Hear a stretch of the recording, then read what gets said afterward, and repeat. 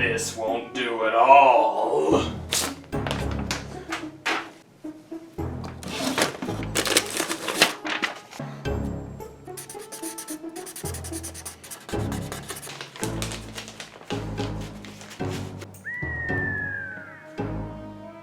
Why is he saying schmurg?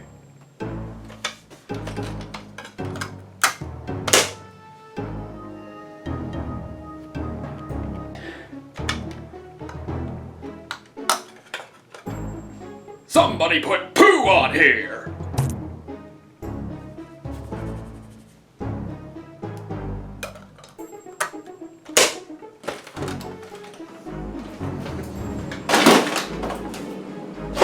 This is Viewtiful Joe, a side-scrolling action game developed by Capcom using 2.5D environments, meaning there are things in the background you can destroy, and a rating system for most combat encounters and puzzles. And to fit the title of the game, the S rating was replaced with V for Viewtiful, meaning you can never get the legendary ASS rating. But just look how bav I am! Those who still have faith in justice and honor, valor and goodness call out his name, the ultimate superhero. Soup-da-Man! Our difficulty options are kids and adults. Do I look like a kid to you? I'm 26 years old and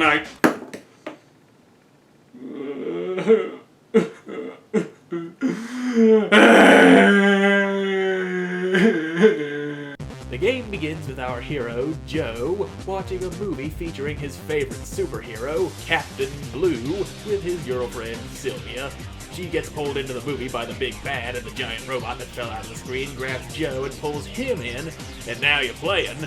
Beat up a few enemies with this old-fashioned film grain on the screen, then Captain Blue shows up for a little training session and gives Joe the ability to go all beautiful. And you get your first power, slow motion. Slow-mo makes every attack do more damage, gives you more time to react, works as an emergency dodge, makes explosions bigger, it's used for some puzzles, sends stunned enemies flying. It's the best power you get. Using any of your powers eats up your VFX gauge. When it runs out, Joe reverts back to his ordinary self and you don't have access to your powers or other moves like the red hot kick. You can, however, expand the gauge by collecting film canisters. 50 of them gets you an extra section of the gauge, and once you run out, you have to wait for the first chunk of the bar to refill before you get your suit back. Once you hit the halfway point of the level or reach the boss, you get a chance to spend the coins you've been collecting, letting you buy new moves like the aforementioned red hot kick, ammo for certain attacks, max health increase. Basically, you can upgrade your current Joe to a better Joe. Move on! You gotta move on, bro. After fighting guys, grabbing keys, and pressing buttons with books, you encounter Captain Blue again. Beating him this time unlocks the Mach Speed power, which lets you move faster, of course. And attacking enemies or objects while in Mach Speed will send out after images of Joe that will attack other enemies or objects in the background, and landing enough hits will have Joe glowing red hot, setting fire to anything you hit. Very useful for this torch puzzle that I got stuck on because there were 4 torches, not 3. At the end of each level is a boss fight, and the first one is Dark Fiend Charles III. He's a big bat who's very hard to understand. Oh, dare disturb my beauty sleep! If you jump up and attack him, he splits into more bats. Killing those does a little damage, but the best thing to do is uppercut these stalactites into him, knocking him down and wailing on him. Once you kill him, you get a chance to jump around and show off with explosions going on around you, ending on a freeze frame in which I usually got stuck in an awkward pose. Then Joe taunts the dead boss. The narrator says Joe is worried about Sylvia, and then Joe isn't worried about her at all. He's just loving being in the movie. Now we're on to level 2, where the difficulty starts stepping up, so you're probably gonna start getting hurt. But there's a solution to that. You get your health back by picking up cheeseburgers. 'Cause bees jerk are healthy. You You fight some dudes, get hit by a car, dive into the sewer and realize you need something you don't have to open the way forward, jump back out and find Captain Blue for the third and final time, die horribly in a training accident, come back for revenge, and get the final power, the Zoom In.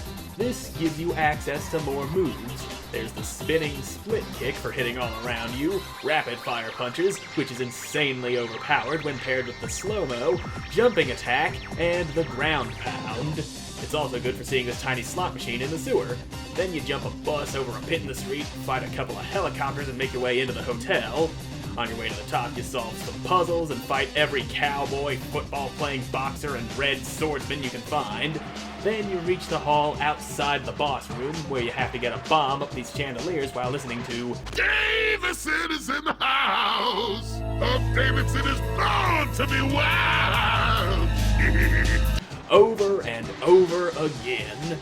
That doesn't get annoying at all. You can cheat and use your shocking pink if you have some. Then you get to fight Iron Ogre Hulk Davidson. He hits really hard and lights you on fire. When you're burning, just use Mach Speed to put the fire out before you take damage. And up close, slow motion is your best friend. You can do a lot of damage when he's stunned after charging into the wall. More explosions, and one bad pose later, Joe finds poorly drawn plans and takes off in Six Machine, which is a cute little fighter jet. Time for the one and only shoot 'em up section of the game. Also, don't use up all your VX techs, because if you do, you're completely helpless. Also, Six Machine talks, and I can't understand anything it says.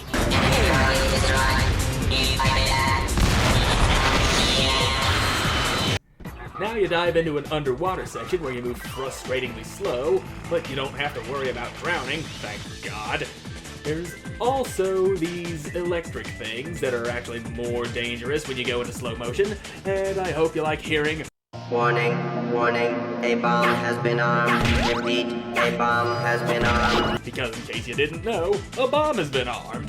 Put a thing in a thing and the bomb gets disarmed, and the water drains, fight your way back to the entrance, and then we meet Grand Bruce. This fight is super easy, and is the perfect opportunity to show you just how overpowered the slow-mo rapid-fire zoom-in punches are. Explosions, bad pose, Joe hops on the submarine, and moves on to the next level. Now here's my detailed process for clearing this level.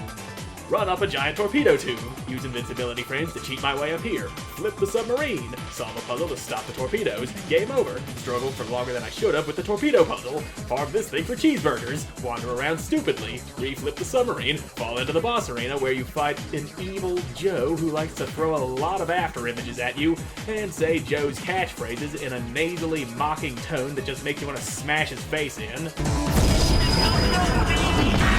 Turn the game off because it's time to go to work, come back the next morning, end up on the receiving end of a vicious shadow clone ass whooping, get a lucky win, and then we escape from the submarine to do the explosion thing and end with a marginally better, but still bad pose. Level 5 takes you back to the same city as Level 2, except it's nighttime and there's lava, and tanks, and Harrier jets, and then I got hit by a train because I thought Joe would automatically jump on top of it.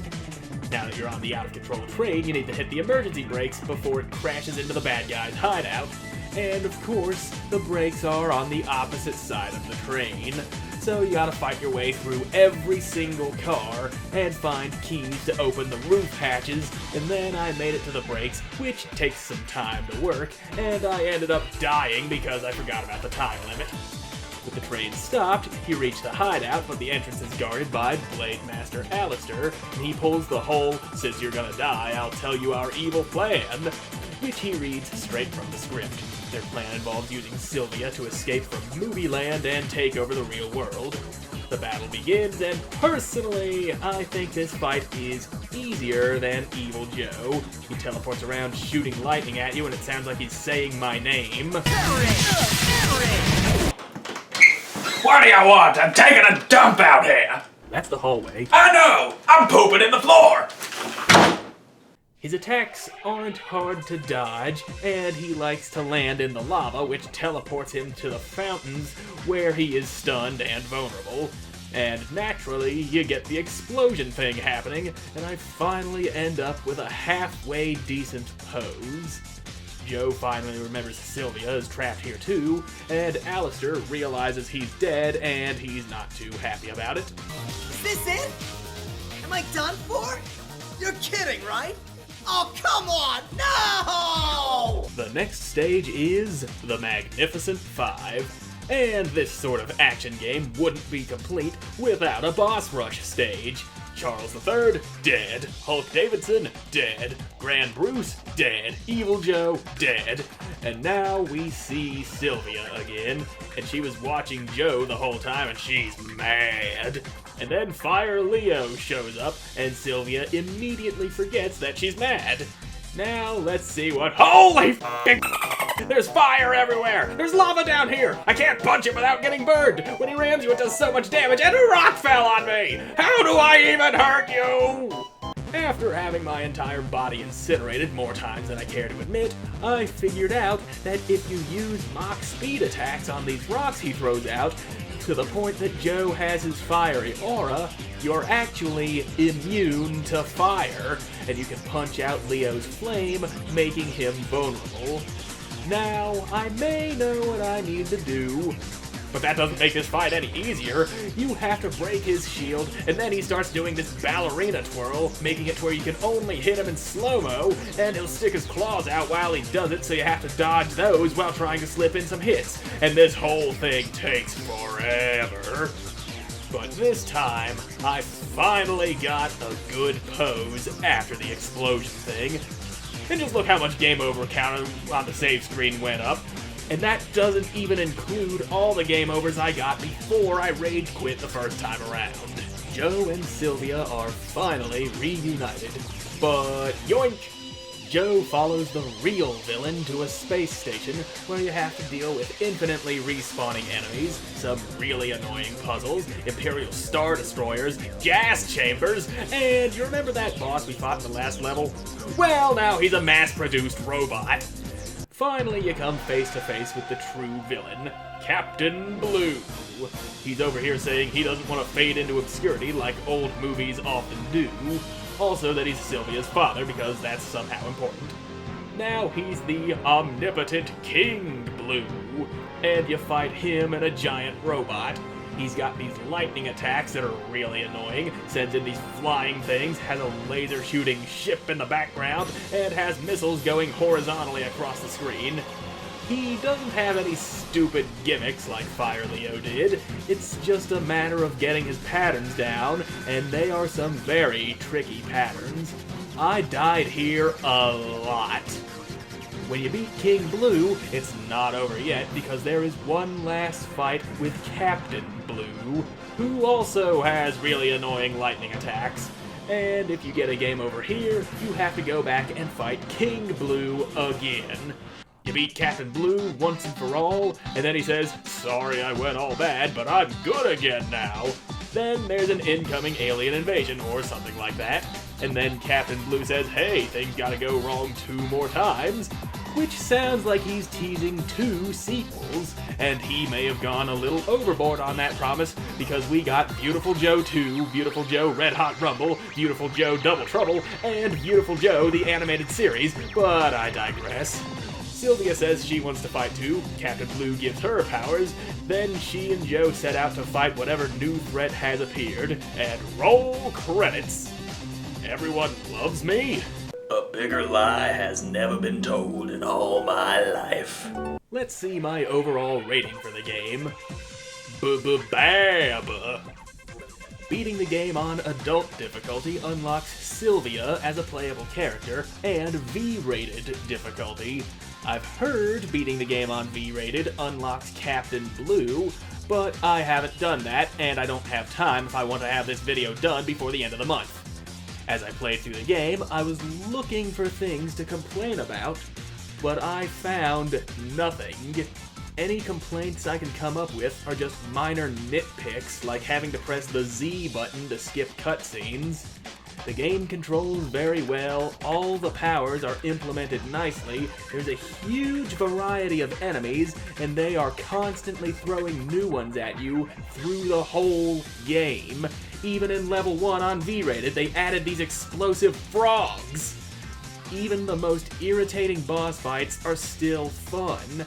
Not once did I ever feel like I was cheated when I died. The failure was entirely on me. Joe is a very fun hero in both gameplay and personality. Maybe I'm just not critical enough to pick out the flaws, or maybe I'm blind to them because of nostalgia. Either way, Viewtiful Joe is a very fun, very well-made game, and I would highly recommend playing it. I'm not sure I could say the same about the other games because I never played them, but maybe I will someday.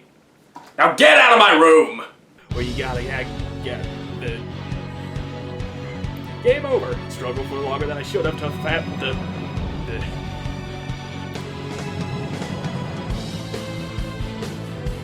I just went out and bought a cheeseburger for the sole purpose of smashing it into my face.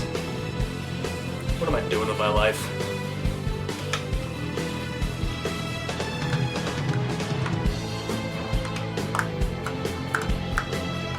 Okay, normally the disc is supposed to pop out when you press that button in the middle.